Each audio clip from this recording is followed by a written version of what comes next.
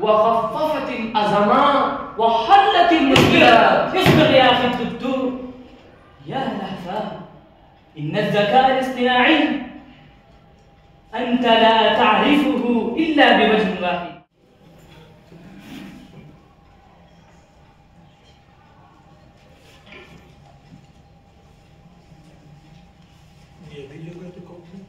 السلام عليكم ورحمة الله وبركاته. وعليكم السلام ورحمة الله وبركاته. كيف حالكم يا أخي الدكتور يوسف حسن؟ أنا بخير والحمد لله. مرحبا، أهلا وسهلا، مرحبا يا سماحة الشيخ عبد الله. لكن أنا على أجل إني مشتغل بأمر جليل مهم جدا، لا أستطيع أطيل الكلام معك.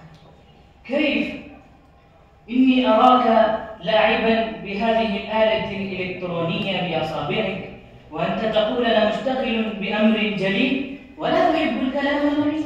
سامحا يا أخي، لا ألعب، أستخدم الذكاء الاصطناعي في عمل جليل لا يمكن لهؤلاء أبناء الطلاب أن يأتوا به. هل أنت تستخدم الذكاء الاصطناعي؟ نعم.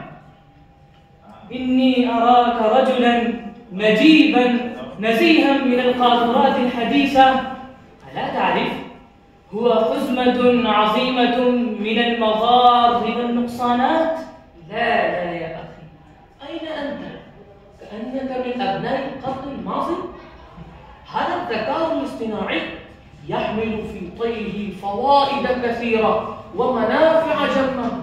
الإنسان يعمل أعمال الساعات والأيام، بل أعمال الأسابيع والشهور في عدة دقائق وفي عدة ثوان بفضل هذا الذكاء الاصطناعي. فهي ثورة تكنولوجيا التي غيرت مجالات الحياة وخففت الأزمات وحلت المشكلات. اصبر يا أخي الدكتور. يا لهفاه، إن الذكاء الاصطناعي أنت لا تعرفه إلا بوجه واحد. أنا تذكرت بعد سماع كلامك هذه الآية: أعوذ بالله من الشيطان الرجيم، يعلمون ظاهرا من الحياة الدنيا وهم عن الآخرة هم غافلون. الذكاء الاصطناعي مليء بالمضار والنقصانات العظيمة والمفاسد الاجتماعية والأخلاقية والاقتصادية أيضا، كأن اسمه أكبر من نفعه. وألا تعرف من أبرز مضاره بسبب سرعة عمله هو فقدان الوظائف في كل مجال من مجالات الحرفة والصنعة، وضاقت الأرض للموظفين وللعاملين بما رحب. ليس مما تقول يا أخي، الذكاء الاصطناعي قد فتح أبوابا مغلقة ونوافذ مسددة، وأضاف في كفاءاتهم المحدودة، وقدم لهم معلومات قديمة ودقيقة وموثوقة. فكر ماذا تقول؟ هو لا يزيد الكفاءات، بل هو يضعف الكفاءات البشرية والمؤهلات الإنسانية الفطرية. ألا تعرف إن الجيل الجديد قد نسي طريقة التفكير والابتكار ومنهج الاختراع والإبداع بسوء استخدام هذا الذكاء الاصطناعي؟ نعم، قد أصبت 100%. ولكن أما رأيت أن الذكاء الاصطناعي قد حسن كثير من جوانب الحياة البشرية وسهل الأعمال الشاقة مثل عمل الجراحية في الطب؟ يا أخي الدكتور، أوافقك فيما تقول.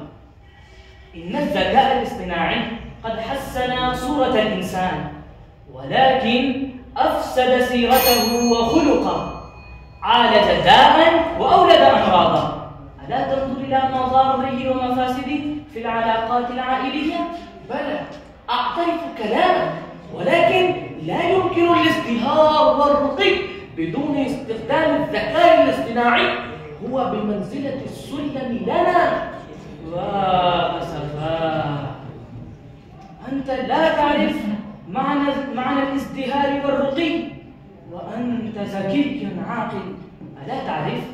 قد كسبنا الوقت ولكن فقدنا القلب، واغتنمنا السرعة ولكن ضيعنا العاطفة، ووصلنا إلى القمر ولكن نسينا المشي على الأرض. هذا هو الازدهار؟